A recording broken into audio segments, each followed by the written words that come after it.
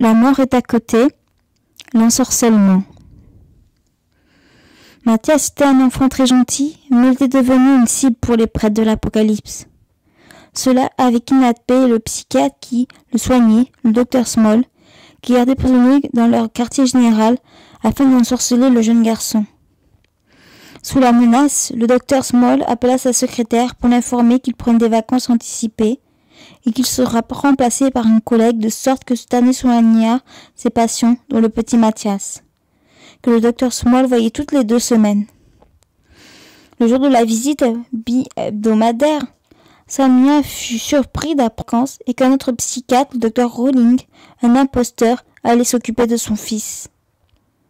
Elle n'était pas rassurée et ne voulait pas le laisser seul avec ce docteur. Celui-ci, avec amabilité, saisit la main du garçon et l'emmena dans le cabinet. Là, il l'installa sur le fauteuil, prit son dossier et le consulta. Il lui parla et lui posa des questions concernant son niveau de santé et son ressenti sur sa maladie. Mathias lui répondit, timidement, qu'à la maternelle les autres enfants se moquaient de lui et que cela le faisait souffrir. Il dit aussi qu'il n'en avait jamais parlé à sa maman. Il rajouta encore qu'il se souvenait parfois de la femme qu'il avait abandonnée. Ceci le faisait souffrir. Le docteur lui conseilla d'en parler à sa mère. Puis il sortit de sa poche une carte de tarot, celle de la roue de la fortune, et la déchira en murmurant quelque chose. Soudain, l'enfant s'évanouit et son corps s'agita brutalement. Les soigneurs d'un prêtre de l'Apocalypse, capable de faire des expériences hors du corps, prit possession de son corps et de son esprit. Cela dura un instant, quelques secondes. Mathias se réveilla, mais ne se souvint pas, ni des dernières actions faites par le docteur, ni de son évanouissement. Le docteur Rowling lui affirma qu'il avait fait une crise d'épilepsie, mais qu'elle n'avait pas duré longtemps. Il était en train de lui préparer l'ordonnance pour ses médicaments. Il l'imprima et appela Madame Polonsky pour la lui remettre. Elle rentra en trombe dans la pièce et prit son fils dans ses bras. Le médecin lui parla et lui expliqua que son fils vivait une situation difficile à l'école, des moqueries récurrentes par ses camarades et que des souvenirs de sa première mère le hantaient. Elle paya la consultation et partit du cabinet sereine. Mathias lui tenait gentiment la main. Il savait qu'il était possédé par un esprit étranger et dont le corps était allongé dans un cercueil blindé et nourri par transfusion sanguine dans le quartier général des prêtres de l'Apocalypse. Mathias était en train de changer. Il était vif d'esprit et laissait suggérer qu'il était un enfant précoce. D'ailleurs, parfois, il avait l'impression de ne pas connaître le lieu dans lequel il avait l'habitude d'être, comme sa maison, comme son école. Il découvrait tout pour la première fois et avait l'impression de ne pas être chez lui. Outre ces temps-ci, il entendait une voix qui lui incitait à faire des choses qu'en temps normal il ne ferait pas. L'esprit du prêtre étranger était à l'œuvre. Celui-ci pouvait lire et analyser toutes les pensées du jeune garçon. Ce dernier avait l'impression qu'on lisait dans ses pensées. Un jour qu'il passait devant une animalerie, Hugo, l'homme qui le possédait, lui incita d'acheter un serpent. Samia était contre, mais comme elle voyait le mécontentement de son fils prendre le dessus sur sa gentillesse, elle accepta à condition que ce soit elle qui le nourrisse et que la bête ne sorte jamais de son aquarium. Elle avait expliqué à son fils que les serpents étaient venimeux et qu'une morsure causait la mort. L'enfant conclut le marché avec sa mère, qui remarque que son fils avait changé. Elle ne s'en inquiéta pas plus que cela. Mathias, heureux, tenait l'aquarium qui abritait son serpent prénommé Phil, qu'il considéra comme son premier ami. Par ailleurs, Mathias l'emmenait chez la maman et était fier de le montrer à tout le monde, et surtout à Mitch, qu'il appréciait plus particulièrement. Mathias savait que le groupe avait une mission qui n'allait pas échapper à l'esprit de Hugo. Hugo entendait tout et voyait tout. Hugo exploitait pour cela au minimum la curiosité de l'enfant et l'intensifiait. La mort est à côté, la morsure. Mathias montra à tout le monde un serpent corail qui était prisonnier dans son aquarium. Parfois, le jeune garçon voulait le libérer et le prendre dans ses mains et le mettre autour de son cou. Cependant, il obéissait à l'ordre de sa mère qui lui avait défendu de le sortir. Pendant que le groupe discutait de la pierre et formulait un plan, alors qu'ils étaient dans la chambre d'Eudora qui le surveillait, il eut un fort désir de libérer le serpent. Comme poussé par une force surnaturelle, il ouvrit le couvercle de l'aquarium. Immédiatement, le serpent pendit à l'extérieur et tomba sur le sol. Mathias le ramassa et, avec un sourire vicieux, le jeta sur Edora. La bête ne tarda pas à la mordre et s'enrouler autour de son cou pour l'étouffer. Elle se débattit et hurla « Au secours! Au secours !» Mitch fut le premier à rentrer.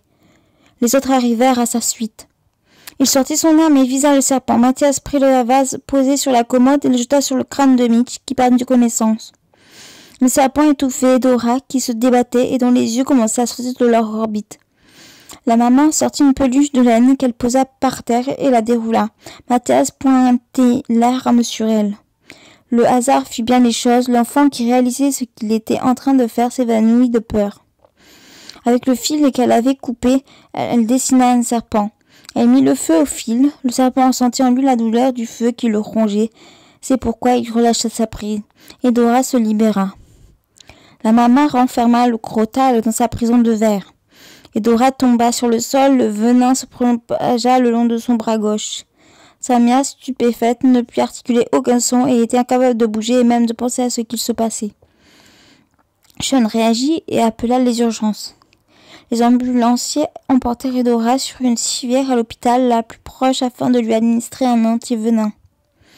Lors du départ d'Edora, Mitch se réveilla, ainsi que Mathias qui pleurait comme une madeleine. Samia le prit et le secoua en hurlant « Pourquoi as-tu fait ça ?» Elle était furieuse contre lui. La maman intervint. « Il est possédé. Ce n'est pas de sa faute. Il faut l'exorciser. » Ça ne va pas être facile. L'esprit qui est en lui est forcément celui d'un prêtre de l'Apocalypse. Je vais m'occuper de cela. Pour cela, il faut trouver le corps du prêtre et avoir l'intention de le tuer. Il regagnera son corps. Votre enfant s'est débattu, il a été très fort. Pour l'instant, il faut le consoler au lieu de le gronder. Excuse-moi, chérie. Maman, j'ai peur. J'entends une voix dans ma tête et cette voix me contrôle, j'ai si peur. Ça va aller, mon chéri. On va s'occuper de cela. Promettez-moi qu'on va s'en occuper. On va retrouver cet homme. Comment elle va, Edora? Je sais pas, chérie. Maman, je vous ai entendu parler de l'exposition et de votre plan. Je crois qu'il est au courant de tout. Qu'allons-nous faire, maman? Dans 2 jours, vous vous y rendrez et je confisque le serpent et les armes à feu. On ne sait jamais. Mitch, Sean et Billy étaient près du lit d'Edora qui dormait sereinement. Les médecins voulaient la garder encore quelques jours. Elle ne pouvait pas venir à l'exposition. Le pont avait marché à merveille. Au bout de 3 heures, elle se réveilla. Mitch lui prit la main et lui dit « Il en fallut de peu. Il m'a jeté le serpent sur moi. Il avait un sourire vicieux, malicieux même. Il était possédé. Sa mère nous a appelés pour le dire et je me fous de ce que ça m'a dit de son fils. Je comprends ta colère, mais c'est la vérité. Elle en a voulu à son fils. Au fait, tu ne peux pas venir avec nous. Les médecins veulent te garder encore quelques jours. Non, je veux venir. Demain, nous nous envolerons pour Paris. C'est dégoûtant. C'est mieux, c'est tout. Repose-toi bien. Ils quittèrent la chambre. Le lendemain, ils partirent pour Paris. Le président y était déjà. Il était en vacances d'affaires. Il était invité par le président de la République française, M. Sarkozy, pour discuter concernant l'économie et le développement des pays du tiers-monde et du terrorisme. Barack apprit ce qui s'était passé. Il compatissait pour Edora et se reprochait de ne pas avoir été là. Il savait que l'ennemi serait présent à l'exposition et qu'il y aura des morts. La mort est à côté. 24 avril 2009. Je suis partie en vacances chez ma mère et j'ai fait la rencontre d'Emus. J'ai une mission, vaincre Dargocus. J'ai reçu la visite de 5 personnes qui devaient faire partie de la mission mais qui ne le savaient pas. 25 avril 2009. Je fais de drôles de rêves. Je rêve de plusieurs enfants. Ils vivent dans un monde où il y a des fées, des elfes. L'un d'eux est un sorcier. Grâce au jeu de piste, Billy et Edora ont trouvé la grotte. Mitch a dévoilé la supercherie. Je pars à la chasse pour calmer mes nerfs et Emus apparaît. Je l'ai touché. 3 mai 2009. La confrérie de dragons est créée. Mitch a subi la colère d'Emus. Billy veut décrypter les hiéroglyphes. J'aime beaucoup ce petit. Il est dévoué à la mission et il est si enthousiaste. Une voix m'a appelé dans mon sommeil. Je suis tombée dans le coma dans mon jardin. 3 juin 2009. Je suis sortie du coma et revenue du monde des esprits. J'ai une musculature d'enfer. Mitch n'arrête pas de me questionner au sujet de cela. 28 juin 2009. Départ pour Lima. Sean n'est pas revenu du Missouri. Je pense qu'il a eu peur à moins que... Je ne préfère pas y penser. 3 juillet 2009. Nous sommes en possession de la première pierre. Le plan a marché comme sur des roulettes. 4 juillet 2009, l'échange entre la pierre et Sean a eu lieu. Je me suis battu contre le chef du prêtre de l'Apocalypse. J'ai porté l'armure pour la première fois. J'ai dévié les balles avec mes mains pour protéger mes amis, c'était génial. 5 juillet 2009, retour à Washington. Mon emploi du temps est chargé et la mission me manque. Je me sens fort. La confrérie aussi me manque. Je me suis attaché à mes compagnons. Je ne les connais pas encore, mais tout de même. En ce qui concerne Billy et Dora, je sais qu'ils font des recherches sur Léonard de Vinci. J'espère qu'ils vont trouver quelque chose. J'ai peur, le groupe se fragilise. Samia a peur, je le vois bien. En fait, je crois qu'ils ont tous peur, plus ou moins. 6 janvier 2010. Ce ne sont pas les rois mages qui sont venus chez ma mère, mais Dragocus. Je n'étais pas là. Il est puissant. Je me demande de qui parlait ma mère. Parlait-elle de Drago ? 17 mars 2010. Je pars pour Paris pour discuter de problèmes économiques, de développement et de terrorisme avec Monsieur le Président Sarkozy. 21 mars 2010. Nous avons perdu la deuxième pierre. Mitch a été gravement blessé. Des gens sont morts. C'est la deuxième fois que je vois la mort en face. Je ne sais si je tiendrai. Maintenant, je sais pourquoi Mathias a voulu tuer Dora. Sa fille aurait pu saboter leur plan. L'imposture. Position grouillée de monde. Barack, Mitch, Billy et Sean, le quator, s'étaient dispersés dans l'immense salle. Ils portaient leurs lunettes et regardaient dans tous les sens afin de détecter les prêtres de l'Apocalypse. Apparemment, aucun n'était là. C'est alors qu'un objet lancé de la porte roula sur le sol. C'était une boule à lacrymogène et dont le gaz se propagea dans l'air. Mitch se couvrit le nez et la bouche. Il fut suivi de Barack, Billy et Sean. Les autres, des touristes, des visiteurs quelconques, ceux qui ne purent fuir s'asphyxièrent. Le brouillard ambiant ne permettait pas de voir un mètre. Il fallut attendre que le gaz se dissipât pour que le quator s'aperçût que des prêtres de l'Apocalypse étaient introduits dans la salle. Ils étaient armés de pieds à la tête et portaient des masques. Mitch sortit son arme et tira sur ceux qui étaient sur sa ligne de mire. Des balles fusèrent. Les murs furent terrassés. Les vitrines explosèrent en 1000 morceaux. Les œuvres de Léonard de Vinci furent détruites. Le quator tira de tous côtés, se protégeant derrière les murs, vidant et rechargeant leurs armes. Mitch était en train de recharger son arme quand une balle se planta dans son bras gauche, au-dessus du cœur. Il tomba et se réfugia derrière le mur en attendant du secours de ses compagnons qui, dans la fusillade, ne s'étaient pas rendus compte qu'il était blessé. Tandis qu'ils tirèrent et se cachèrent par alternance, ils le virent se rapprocher du tableau de la Joconde qui traînait sur le sol, en charpie. Une main de spectre transparaissait, laissant découvrir une pierre. Le trio se réjouit. Mitch récupéra la pierre. Draco apparut à Dragocus, qui avait pris l'apparence de Mitch. Une fois la pierre obtenue, Dragocus se dévoila à l'assistance. Un rire démoniaque s'échappa de sa bouche. Des mots et des ricanements vibraient dans la salle. Dragocus se ria de Draco. C'est ça, le grand Draco, qui me faisait si peur, un esprit dépossédé de son célèbre médaillon. Quelle ironie du sort, n'est-ce pas? Il se volatilisa. Malgré la douleur, Mitch s'était relevé et conseilla à ses compagnons de fuir, car les prêtres de l'Apocalypse étaient encore fort nombreux. Ces derniers, dont l'ordre était de tuer le quatuor, continuèrent de tirer. Billy, qui était près de la porte de sortie, s'évada. Quant à Sean, il se mit à courir le plus vite possible vers la porte. Mitch et Barack le couvrirent. La situation semblait désespérée pour eux. Ils étaient pris au piège. Enfin, l'armure magique s'ajusta au corps de Barack qui renvoya les balles et fila comme l'éclair vers Mitch. Barack le porta dans ses bras et quitta la pièce. La mort est à côté. Télépathie. Mitch est hospitalisé. La balle lui est retirée. Il s'est remis de sa blessure. Il est rapatrié dans son pays après quelques jours de convalescence. Il est accueilli à Chicago par le président, lequel avait assisté à la tuerie, qui avait appelé les urgences afin de lui sauver la vie. Le chef de l'État américain fila une des journaux et magazines dans lesquels il avait relaté la tuerie à laquelle il avait réchappé par le geste héroïque du policier, qui était jeté sur lui pour le protéger. Outre, attristé, il affirma que cette attaque terroriste avait causé la mort d'innocents, tous asphyxiés par bombes lacrymogènes, et que ce geste, tel que Monsieur le Président Sarkozy lui dit, sera un acte non impuni. La police française enquête à ce moment même sur des potentiels protagonistes, une police qui n'a pas pu intervenir à temps et qui a laissé échapper les auteurs du drame malgré une poursuite effrénée dans les rues de Paris. Ensemble, ils repartent chez la maman, où les attendent leurs confrères. Dès qu'ils sont arrivés, ils sont accueillis avec joie, et Dora s'apprêta à se jeter sur Mitch, mais se retint, préférant lui donner un baiser sur la joue. Les autres, quant à eux, les applaudirent. Barak se renfrogna, la part de la pierre, laquelle les hommes au Mandragocus lui procurait un sentiment puissant et désagréable, auquel se mêlaient colère et déception, qui avait pour nom échec.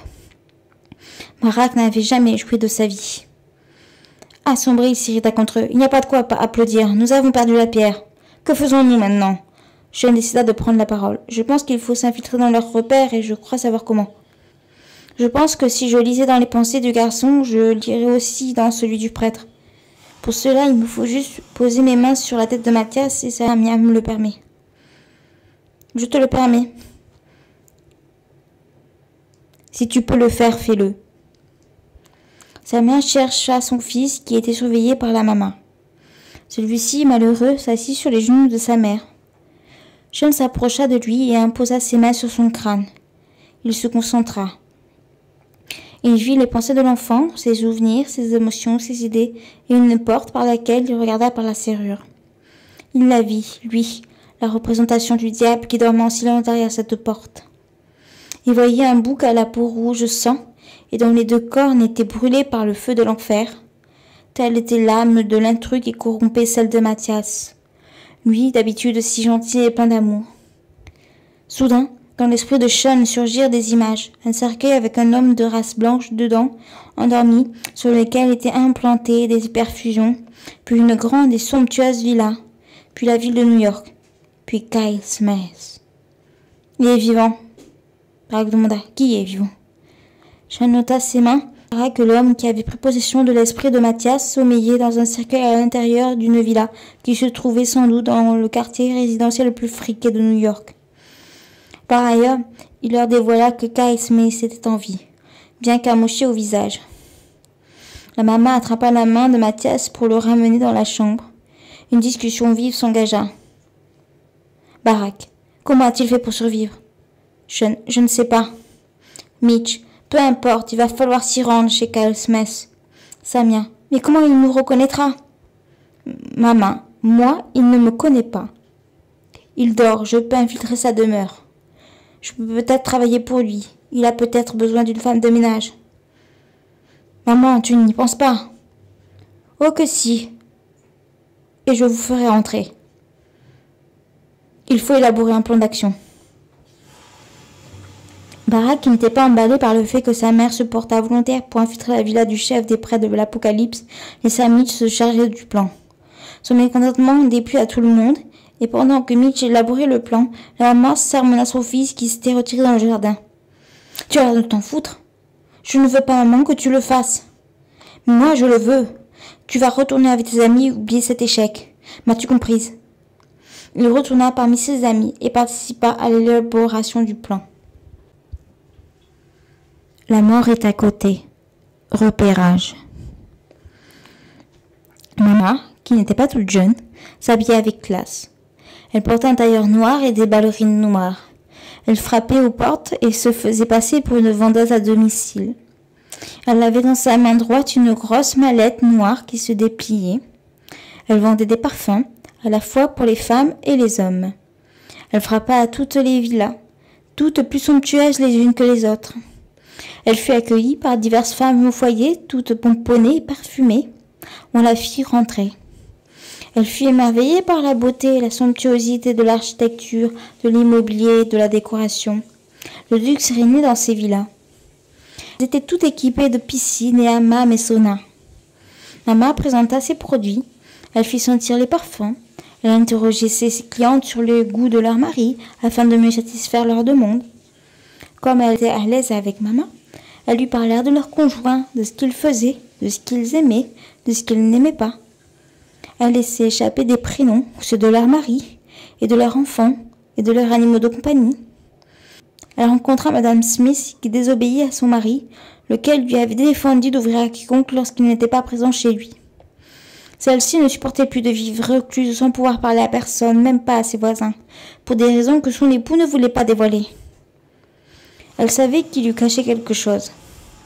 Outre, elle n'avait plus accès à la cave qui était gardée par deux gardes du corps. D'ailleurs, elle dut convaincre les gardes du corps de laisser entrer la vendeuse, qu'ils n'hésitèrent pas à fouiller.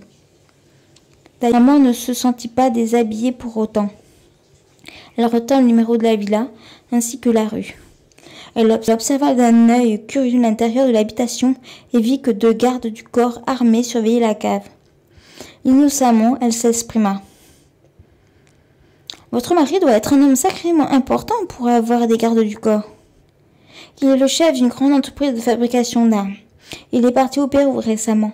C'est sa nouvelle clientèle. Il a eu un accident dans un train, il a été blessé, mais je l'aime toujours. Je suis contente pour vous. Quel parfum désirez-vous prendre ? Celui-ci, il est doux et fruité, j'aime beaucoup. Je vais vous faire remplir une fiche avec votre signature. Vous pouvez payer en espèces, en chèque ou carte de crédit. Merci. Tenez votre reçu. Bonne journée à vous. Merci, vous de même. Elle quitta la maison de Kay Smith et téléphona à son fils. Je suis rentrée dans la maison de Kay Smith. Il garde quelque chose dans la cave. Il a deux gardes armés qui la surveillent et deux gardes à l'entrée. Nous pouvons passer à la phase 2. Elle monta dans sa voiture et abandonna le quartier. La mort est à côté. L'assaut. Mitch ordonna l'assaut. Billy emmena une pierre enroulée de papier et la jeta à l'arrière de la maison, dans le jardin, assez loin de la piscine. Le gazon s'enflamma et le lieu se propagea tout le long des haies finement taillées. La ronde des deux gardes du corps fut stoppée. Ils essayèrent d'éteindre le feu sans succès. Ils appelèrent les pompiers qui, après avoir demandé l'adresse à laquelle l'incendie avait lieu, envoyèrent des soldats du feu. Mitch, Sean, puis Billy entrèrent dans la maison vide. Madame Smith s'était absentée et se dirigèrent vers la cave gardée. Ils se tirèrent dessus. Bill et Mitch se cachèrent dans le petit salon. Sean, en voulant se protéger, trébucha sur le sol et laissa tomber son arme. Il voulut la récupérer, mais un des gardes tira à plusieurs reprises sur le revolver. Sean, apeuré, rampa jusqu'à la cuisine. Il était la proie d'un des gardes qui se dirigea vers la cuisine, et pour mieux effrayer sa proie, on entendait les sirènes, les cris, les ordres. Le jet d'eau tira sur la vitre de la cuisine. Sean se munit d'une poêle et s'agenouilla sur le plan de travail. L'homme ouvrit la porte dont la vitre était brisée et Sean se leva brusquement et lui balança au visage la poêle. Il tomba à la renverse sur les bouts de verre. Se précipita pour sortir. Il suffoquait à cause de la fumée que les pompiers ne pouvaient plus éteindre, car il ne voulait pas être tué par les tirs. Mitch avait tué l'autre garde du corps qui avait essayé de fuir. Celui-ci l'avait fait trébucher en se jetant à ses pieds et lui avait tiré une balle dans la tête. Il fut arrêté, lui chopa la jambe et lui pointa son arme sous le nez. Il réfléchit vite. Il lui prit le bras et lui mordit. L'arme tomba et il prit la tête de l'homme qui cogna contre la vitre, qui par la forte secousse fit tomber un long et gros morceau sur le crâne de l'homme qui mourut sur le coup. Sean sortit de la cuisine et supplia les pompiers qui le voyaient tant bien que mal de l'autre côté du feu et sur le point de partir, de faire leur travail. Il leur cria, la fusillade est terminée, aidez-nous, nous sommes des agents de la sécurité. Ils obéirent, le feu fut éteint. Mitch et Bill avaient ouvert le cercueil, ils pipèrent la maman. La maman, chez elle, avait mis sous hypnose le petit Mathias afin de rentrer en contact avec l'intrus. Ce dernier lui cracha qu'ils seront tous morts. Elle lui dit avec ironie, ils sont en train de te tuer. Tu devrais regagner ton corps. Qu'importe, je vivrai dans le garçon. Il est à moi. Il est plus fort que toi et il sait que tu es là. Il avait ouvert les yeux et se redressa avec célérité. Il était tenu au bras. Mitch le menaça de le descendre tôt ou tard s'il ne se faisait pas passer pour un homme qui avait été séquestré et qui portera plainte contre son kidnappeur. Le prêtre de l'Apocalypse, qui se vantait d'avoir réussi sa mission, accepta. Mitch présenta sa plaque de policier aux pompiers qui n'osèrent pas poser de questions, mais qui s'interrogeaient mutuellement. Mitch clama. Cet homme était séquestré. L'affaire est en cours. Ces deux hommes, montrés Sean et Bill, sont mes adjoints. Mitch appela les urgences. Les ambulanciers prirent soin du prêtre qui savait que son maître et cousin Kyle Smith risquait de faire de la prison si celui-ci ne trouvait pas le moyen de se défendre. Quant à Mitch, qui ne faisait pas partie de la brigade new-yorkaise, devra recourir l'aide du président sur le coup pour fournir un dossier solide sur cette séquestration. Les parents de Samuel Smith, lesquels âgés de 17 ans, l'avaient déclaré porté disparu depuis 2 mois et 1 semaine. Avec l'aveu de Samuel Smith, Guy Smith pouvait faire de la prison pour des années. Mitch, Billy et Sean quittèrent le lieu. La mort est à côté. L'intrus. Guy Smith avait fui le pays. Il était recherché par la police. Il s'était réfugié au Mexique dans l'une de ses autres bases. Il demeura caché afin de préparer d'autres plans pour son maître Dragocus qui détenait la pierre, laquelle la confrérie du dragon cherchait à récupérer. Quant à Mathias, il était enfin dépossédé du prêtre de l'Apocalypse. Cependant, le jeune garçon gardait au fond de sa mémoire le souvenir de sa vraie mère qu'il souhaitait revoir. Timidement, un jour, alors qu'il rentrait de l'école, il manifesta le souhait de revoir sa mère biologique à sa mère adoptive. Samia, malgré la peur de le perdre, car elle aimait profondément Mathias, accepta de faire des recherches sur sa vraie mère. Malheureusement, elle n'avait en possession aucun indice. Ce même jour, comme un cadeau de la Providence, on sonna à sa porte. C'était une femme d'une 30aine d'années, plutôt jolie, assez petite, fine, brune aux yeux bleus. Elle se présenta comme la vraie mère de l'enfant. Samia la coupa court. « Mère n'abandonne pas son enfant. J'ai été sans domicile fixe depuis quelques mois. J'ai été licenciée. Je ne voulais pas que mon fils subisse cela. Et vous voulez le reprendre maintenant que ça va mieux? Oui, j'ai retrouvé du travail. C'est un miracle. On peut dire. De toute façon, Mathias voulait vous revoir. Je sens que vous ne le voulez pas vraiment. Mathias est mon fils. Je l'aime. Je l'aime aussi. Vous pourrez le voir, mais je ne vous le laisserai pas. Je l'ai adopté. Je ne pleurez pas l'adoption. Entrez pour lui parler et partez. Mathias, dès que la dame pénétra dans l'appartement, la reconnut et courut vers elle et l'embrassa sous les yeux jaloux de Samia. Ils parlèrent. « Pourquoi m'as-tu abandonné, maman? Je ne voulais pas te faire connaître l'enfer de la rue. Tu m'as manqué. Je me souvenais de beaucoup de choses et j'étais triste. Je suis venue te récupérer. Mais j'ai une nouvelle maman et je l'aime aussi. Je veux vous voir toutes les deux. » La jeune femme ne sut quoi répondre. Samia fut si heureuse de la réponse de son fils. Il l'aimait et était reconnaissant pour l'affection et l'amour qu'elle lui avait donné.